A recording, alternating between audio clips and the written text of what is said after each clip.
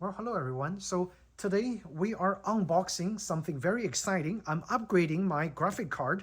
The current graphic card I have is a Nvidia GeForce 1080 Ti. That card I've owned for about 5 years. I bought it, I think, for $899, something like that, about 5 years ago. And and now I kind of feel like it's about time for an upgrade. And I just saw the price of the RX 7900 XT started dropping below MSRP. So I pulled the trigger and I bought a XFX MERC310. And this is I'm not sure if this is a reference design or not, but this is one of the ones that's available for sale, that's widely available. That's around only $800. Now I know Newegg also sells a ASRock 790 or 7900 XT for like around 769. So that's probably the cheapest price you can find right now. But I like this design because I like the back of the card design where it's actually got ribbed aluminum heatsink compared to a flat one that's being used on the ASRock. So I bought this one for a little extra. And again, everything else kind of stock. So we're just gonna open this packaging, take a look at the physical appearance of this card, and then I am going to try to take the old card out and put the new card in. We're gonna try to do everything just on top of my desk. And then we're just gonna compare the performance of the two cards, just a very unscientific way. Okay, so first I'm gonna play a few rounds of Overwatch in epic setting in 4K and just try to see what the 1080 Ti performance is, the average frame rate, or kind of just the general what the frame rate is gonna look like. And then we're gonna play it on the 7900 XT, see what the frame rate is gonna be like at the epic setting in 4K. And then I'm gonna do some actual video rendering test in Davinci because I work in Davinci quite a lot, Davinci Resolve. So we're gonna use the SAM clips and do some speed comparison using either my processor, which is a 3950X. It's a 16-core processor that's kind of like 2 generations behind, also due for an upgrade, but I am not ready to spend another $1,000 for 20% of the performance gain, but I think the graphic card is going to provide the most performance gain for me in terms of video editing and gameplay. Okay, so we're going to compare both video editing capability using a prefixed clip, and then we're going to compare kind of like Overwatch 2 gameplay in epic setting on a 4K. And then I'll give you guys a general impression of what I think about whether this card is worth the upgrade if you also have a 1080 Ti, okay? Because those cards, again, when they came out, they all cost about the same. Now I know nowadays every professional video card or PC periphery reviewer is saying that those new graphic cards are not worth the money that they used to be. But I want to actually prove a point that the money you spent 5 years ago is gonna be 5 years ago, you're gonna get a much larger performance gain for less money that you're gonna spend today. So this card, I bought it for $800. My old card 5 years ago, 1080 Ti, is about $899. Let's see if it's gonna provide a good performance gain in 5 years period. And if it do, then I would say it's money well spent. If we don't really just go into numbers and analyze, dollar to dollar amount and whether the performance is going to be the same or not, as long as it provides a better playing experience for the same amount of money, I would say this is money well spent. Okay, so let's get started. All right, so I am taking a physical look at the box. Looks like it's kind of damaged just a little bit from shipping and handling, I would think. This is MERC310 Black, and this is what the packaging looks like. 20 gigabytes of, I think, DDR6 maybe. Yeah, it didn't say over here. Yeah, so PCI Express 4.0. Okay, there's no PCI Express 5.0 cards yet, and even if there is, I think it's a gimmicky card coming out from China that doesn't make any sense. So if you're thinking about upgrading your processor for a PCI Express 5.0 compatible graphic card slot, I don't think there's a need yet because it's not going to come out for a while, and by that time I believe all the current platform is going to be outdated anyway. So if you are thinking about going for a AMD setup for the Ryzen, the newest, I think Ryzen 9 7550X3D, you should consider not spending too much money on the PCI Express 5.0 graphic card slot, because again, it's really not necessary to get the maximum performance out of any current graphic cards. So I already damaged the box further, as you can see. So if you are thinking about reselling this card anytime soon, try not to damage the box like me. Okay, so let's open up the packaging. Take a look. It's quite hefty. Okay, I think it's gonna be way larger than my current 1080 Ti. Hopefully my motherboard and my case will be able to fit this card, hopefully. And also it's about 100 watts more power draw. I have a 750 watt power supply, which I think is more than enough for both. But anyway, this is what the back looks like. It's a Chinese company, obviously, so it's all displayed in Chinese. Interestingly, different words from the Chinese and the English side. All right, this is a card itself. Oh my God, it's humongous, guys. If you haven't upgraded your graphic card for about 5 years, any card nowadays is going to be gigantic. So make sure you have enough space in your PC if you're thinking about going for a fairly high performance card. And what is this? This is like a special bracketing. Maybe it's just to hold the card so it doesn't move around, I think. We'll find out. Some extra screws over here. I'm sorry, my cat is making noise on the back. And yeah, so this is definitely probably somewhere for this bracketing area. And wow, it's heavy. It's like made of copper. Not copper, it's like basically made of a heatsink, like gigantic heatsink. Those fans are pretty large too.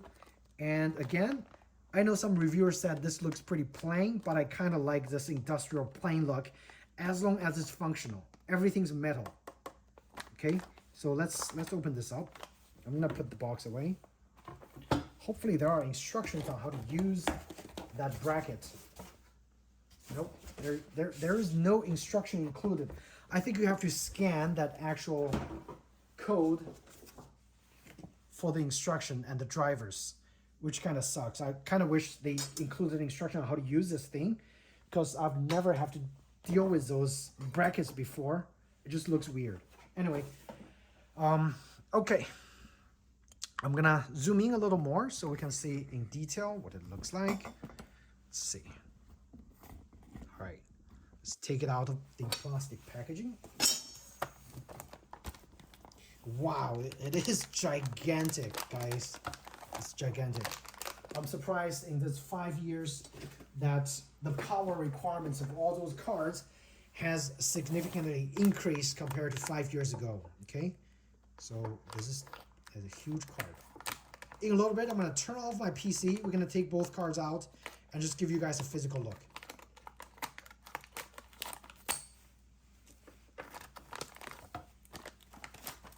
Wow.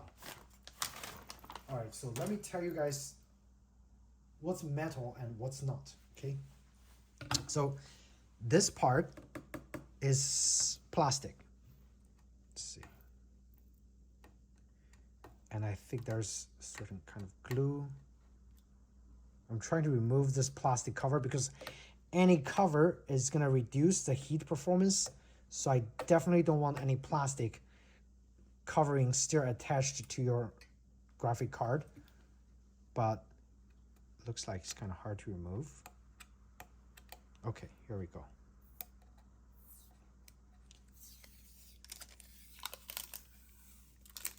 All right, I was wrong. This is actually aluminum as well. So, and it's actually a matte finish. So the shiny part that I thought was plastic was just actually the protective cover. All right, so now the cover is off and fully exposes this anodized black aluminum over here. Three large fans that covers almost entirely of the card. And there are, how many heat pipes? 1, 2, 3, 4, 5 heat pipes that I can see. So there you go. If you guys are wondering, heat performance, I see 5 heat pipes. And I know some cards actually feature 6 heat pipes. So in terms of heat dispersion, there you have it. This is the cheapest card that I can find. So there are some more plastic covers on the back. Let me try to remove those as well for better heat dispersion. You guys definitely want to remove those, okay? Otherwise, it's never gonna dissipate the heat properly. But here we go. Now I know a lot of people said this looks ugly on the back, but guess what? This rib actually provides additional heat dissipating capability. If you have a flat surface, it's much less space to dissipate, or surface area to dissipate heat. And this is a well-designed back, okay? And I haven't seen any other cards in this price range that actually features this. So this is definitely a better design compared to some other cards that are priced lower or similarly. There are some venting areas over here near the chips, and over here, I don't know, those are maybe power modules around this area. I'm not sure, okay? But you do have a heat venting slot over here. When the fan is blowing, the heat pipe gets some of the air dissipated over there.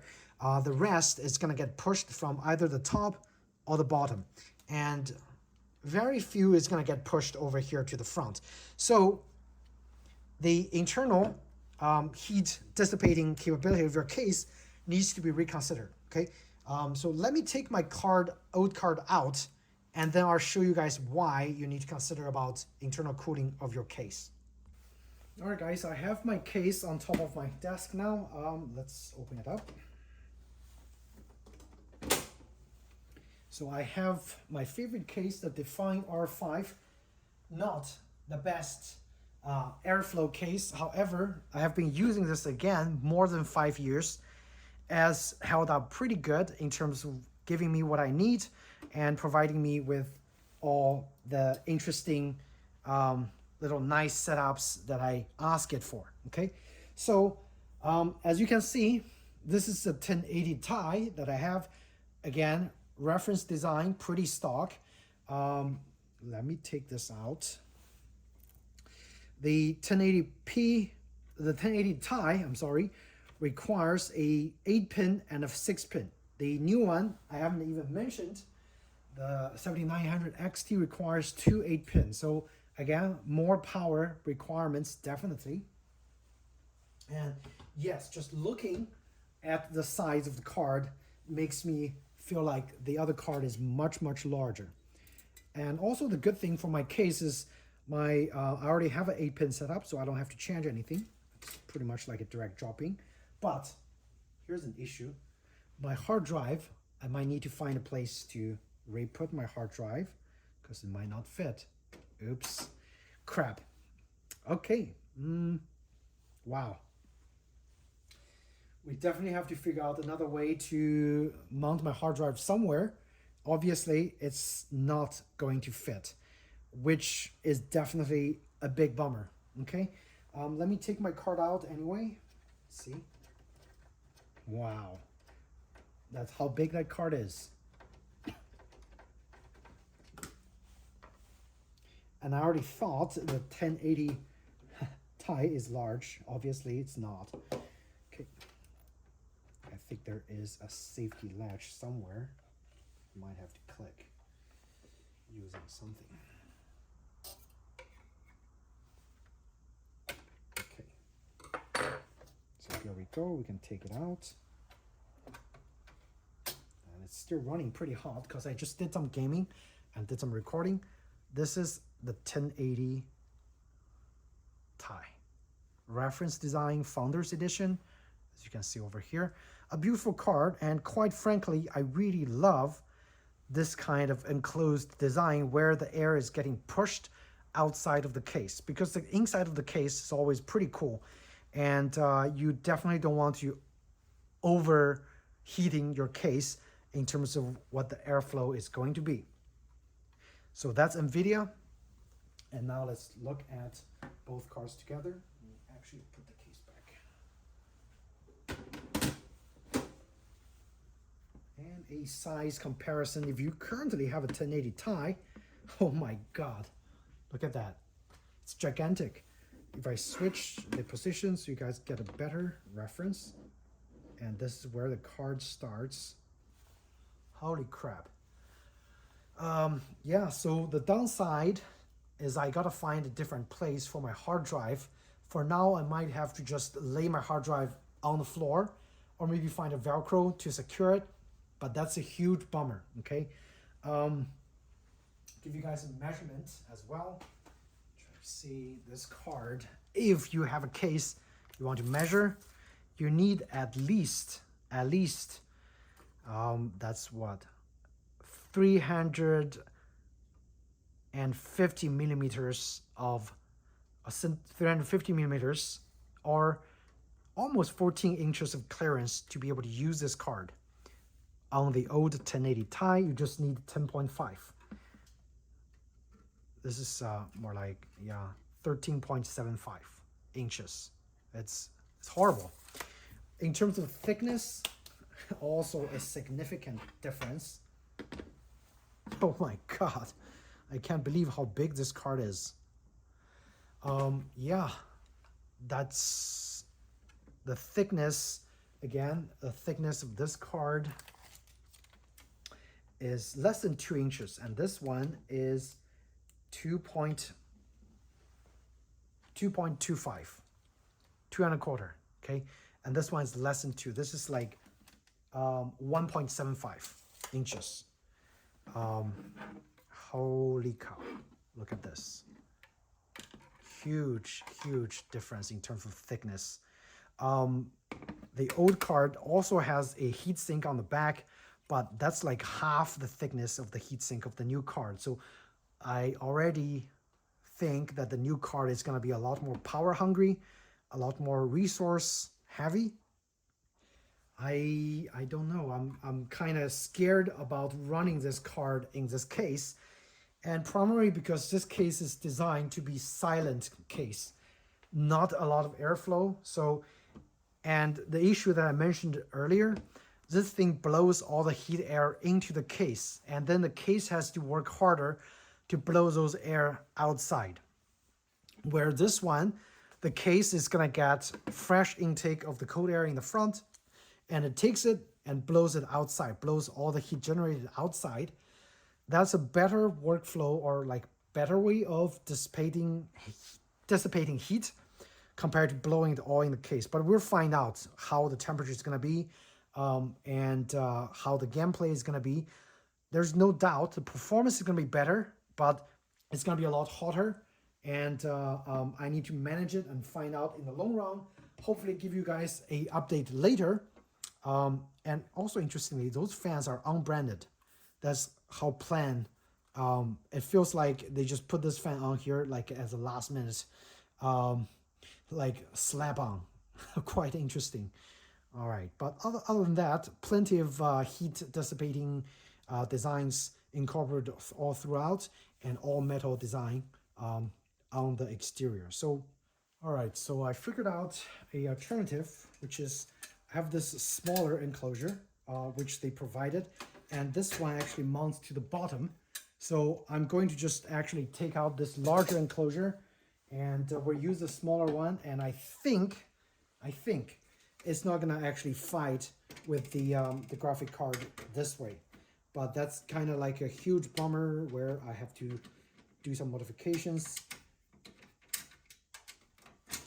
Okay, all right. So let's get the smaller one in here.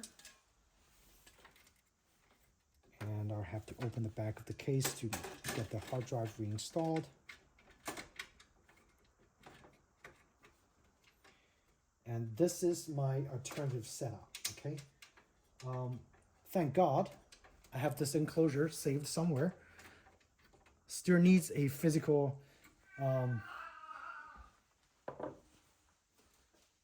about my cat, it's acting up. Okay guys, so I was able to actually redistribute this cage from the top to the bottom using a brand new one that's smaller and it's meant to be mounted on the bottom. So I leave this large space for the graphic card. And I also figured out how to mount the bracket. The bracket is actually necessary, again, because the sheer distance between the slot and the end of the graphic card. So you definitely want this bracket to be placed on top over here when it's rested to support the graphic card when it's mounted, okay? The card comes with a couple flat screws, which you use to mount over here, and a few of those standard sized screws for where you're gonna mount to the back of the chase on your computer, okay? So those are what those for. I hope my thumb screw would actually work better. So I'm gonna still be using my thumb screw, but they do have the extra screws if you don't already have some. And yeah, let's just take a look. You need 4 screw slots to be able to mount this, but the 2 slots, you don't need anything under there. Optionally, you can put this included self-adhesive bracket on the 2 empty slots over there for additional support, like so. But again, that is optional. I don't think you need it. Oh, you know what? You probably need it because it needs the extra distance on here to be able to sit flush with the bottom. So, okay, I was wrong. You definitely need it. I think, maybe not. Never mind. You don't need it because those are extra spacing over there. If you don't have those, the protectors, you need that little spacer. But if you do, you don't need that spacer. It just depending on the situation. You might need that washer, you might not. For my situation, I don't need that washer. Like people with small case, I don't think they're ever be able to utilize this card. I can barely put it in there. Let's see. Oh, I know why. Make sure you remove the cover, okay? Oh my God, that's kind of dumb. Okay, so cover's removed, and let's try to drop it in there. Hopefully this time it will go in fine. I don't want any drama. Here we go. All right, so it clicked, and my slot or the bracket is actually good because it sits on top of here, so it doesn't actually tilt this once I have the card mounted on there. And again, looks like I don't need the washer. However, this bracket is interfering with my actual thumb screw for the other card slots over here, so I might have to remove the thumb screw. Actually, with the bracket mounted, I have only 2 PCI Express ×1 slot left for other peripheral stuff like network card and sound card if I'm getting any, but that's it. This is what it looks like. Doesn't look terribly bad. However, again, my CPU cooling is going to be affected as well because now it just like sits really close to the processor. So everything is going to be affected. I'm going to think about opening up some of the slots on the top because my motherboard actually, or my case, can have the top removed and expose some of the area for more airflow. And additionally, I can also open up this area if I need to get an extra fan here, which I think I might need to just because it's the inside of the case is going to be so hot. All right, so with the installation complete, let's plug in the power cord. This is now 2 8-pins, quite a significant power draw increase. Let's see. Here we go. Okay, so it's finally in there. Thank God, my case that's like 5-6 years old or 7-8 years old still works with this card with some slight modifications, but space are quite limited once I have this installed. And this is a standard ATX case with a fairly extended case length. So imagine if you have a compact case, this is definitely not gonna fit, okay? So let me get the case put back up. And again, I have to reposition my hard drive to a lower bracket area, somewhere here. Again, that's a lot of modifications for me. Let's put it at the bottom. And I'm gonna get the case reinstalled, and we're gonna come back to the performance part of this video review. All right, guys, so I pretty much have the card installed, made sure everything's secure, and have the side panels installed. And out of the abundance of caution, I did open up this sound dampening area, which exposes the slot, which is, I think, enough to mount a 130 or 140 millimeter fan. I can't remember, but my plan is actually mount a fan over here. And for now, as you can see, the heatsink is actually blowing from this side. So I'm hoping this would actually help cool down the internal temperature of the case just a little bit before I'm able to get some extra fans to help with the airflow inside the case. But the setup is complete. And again, if you look from the back, it still just takes 2 slots over here.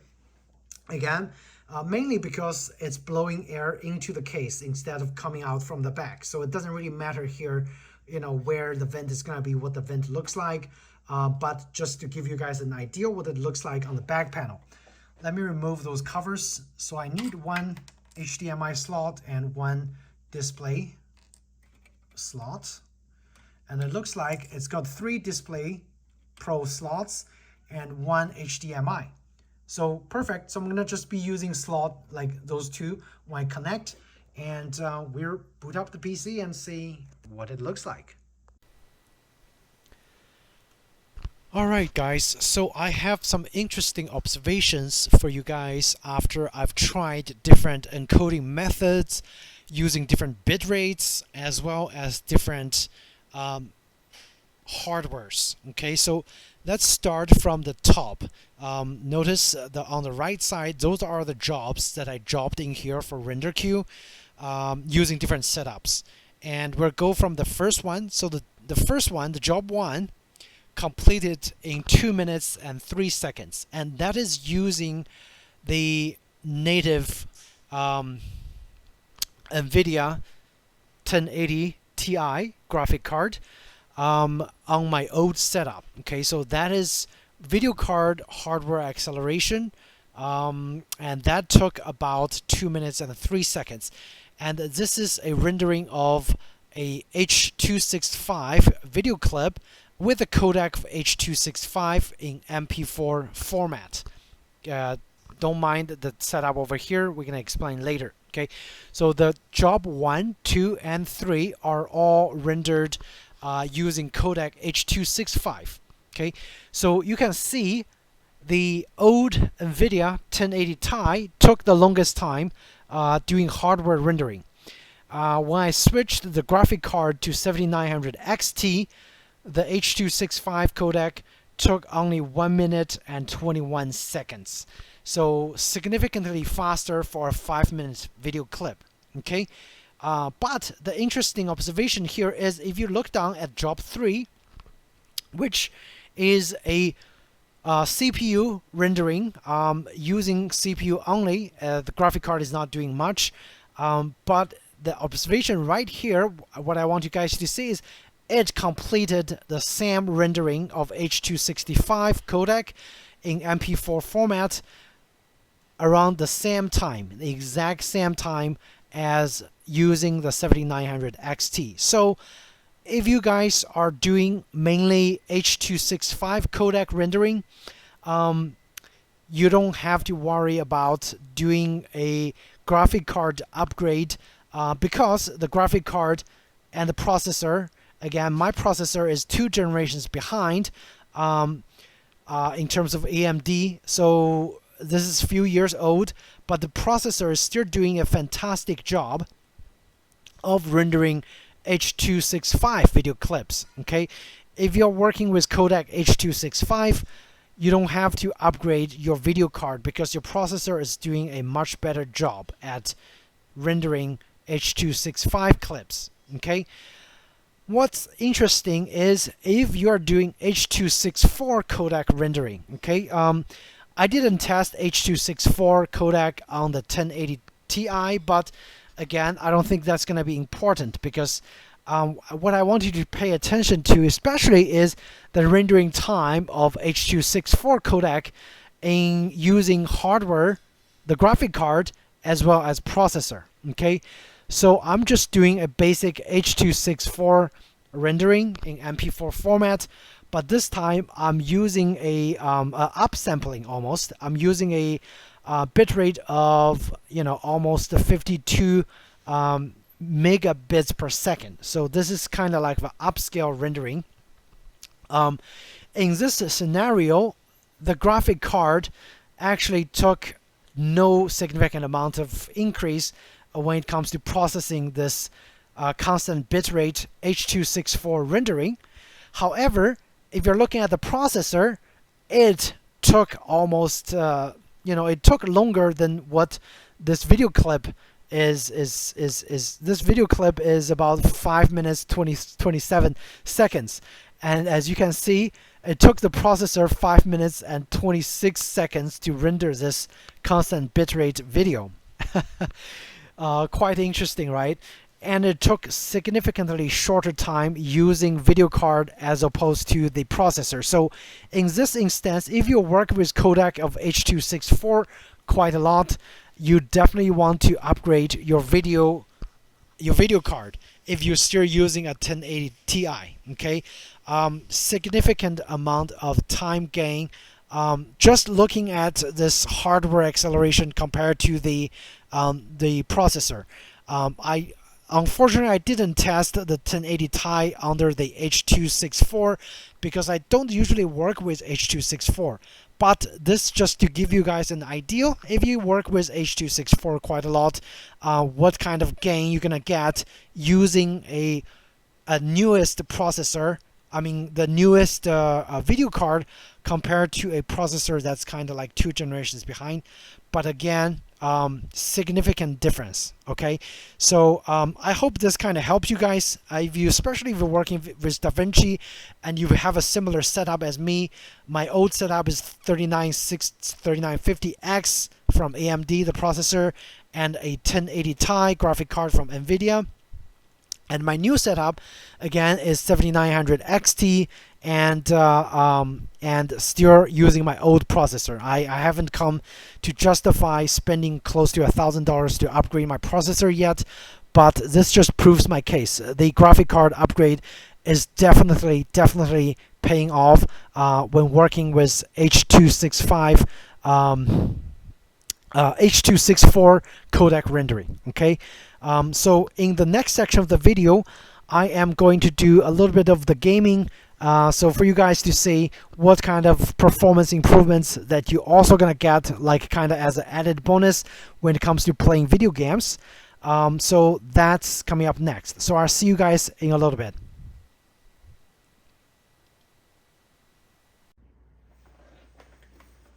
Alright guys, so I was not able to set up a game capture with high frame rate for my computer during the gameplay. So I am just gonna put my camera on the side and just go through a few of the sample gameplays and give you guys what my observation was when using my old Nvidia GTX 1080 Ti as well as the new Radeon 7900 XT. Okay, so obviously this is the game that came free with the purchase of the 7900 XT. Okay. In terms of frame rate, I don't really know, but it's like very smooth. Okay, like it just feels like I'm in a TV show. Like everything's so realistic, including the rendering of the details, the hand, the muscles, vascular structure, the hair, and even individual hairs on the head and the beard. Everything is so detailed, and I'm impressed. And look at the shadows. Okay, wow. Yeah, very smooth. Unfortunately, I can't play this game with the 1080 Ti because this game with the purchase, it have to verify that it's actually an AMD device for me to play. So this is the first time I got a chance to start playing the game. And this is like pre-log, not even episode 1 yet, I think. But I'm just enjoying this scenery and I'm blown away. Very smooth gameplay with this card. My power draw out of my whole system right now is about, let's see, 500 watts. So it's pushing the graphic card like very, very hard, okay? While I'm using the 1080 Ti, the maximum amount of power draw out of my computer is around 380 watts. And this thing obviously have 120 more watts of processing power. And yeah, quite intense. So if you do a lot of gameplay with those modern graphic cards, you're gonna use a lot of power regardless. And from my understanding, the 480 Ti, I'm sorry, the Nvidia 480 RTX is using slightly less power than this for the same amount of performance. So if, again, power consumption is your concern, you definitely want to look at Nvidia cards for the same kind of like performance, okay? But this card is so much cheaper. It's like almost $500 cheaper than the 480. So yeah, there's the money you saved. In a few years, you're gonna probably pay in electricity, right? But wow. And again, I don't have a gaming monitor. This monitor is 60 Hertz. So it is processing more frame rates.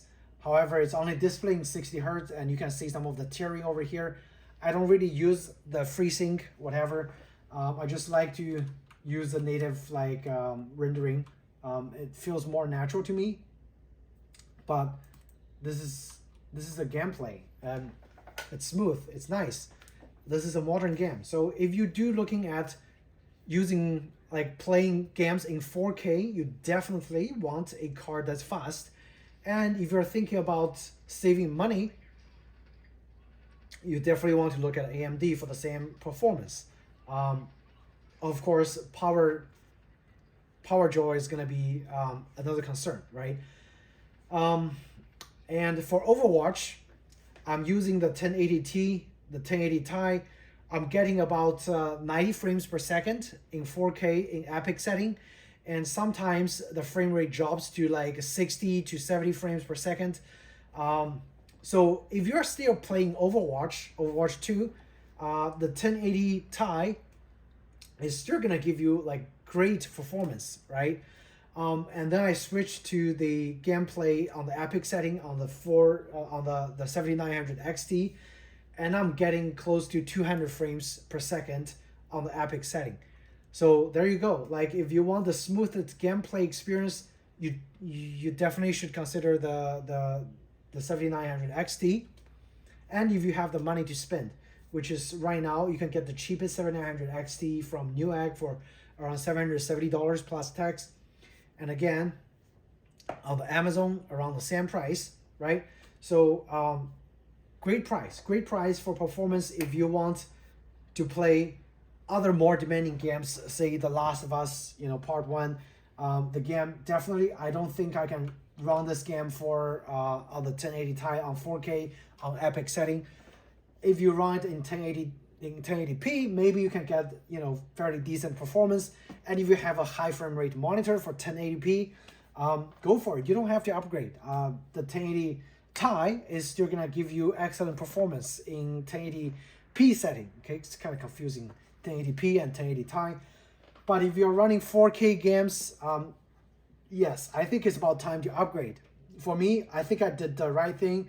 Not only for gameplay, but for video rendering. It definitely gives me a much better performance if I'm rendering using the Davinci in the H284 game encoding, right? So yes, for me personally, I think it's a great upgrade.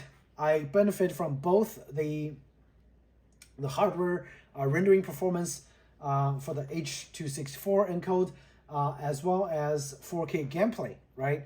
And for folks that's still doing 1080p gameplay, and for folks that mainly works with H.265 encoding and have a fairly fast processor, I don't think you need to upgrade the graphic card. And that's just my personal opinion. Hopefully this gives you guys a better idea. Like if you're kind of in the same boat with me, have a fairly modern processor and have a 4K monitor or dual 4K monitor setup, I think it's a good upgrade, right?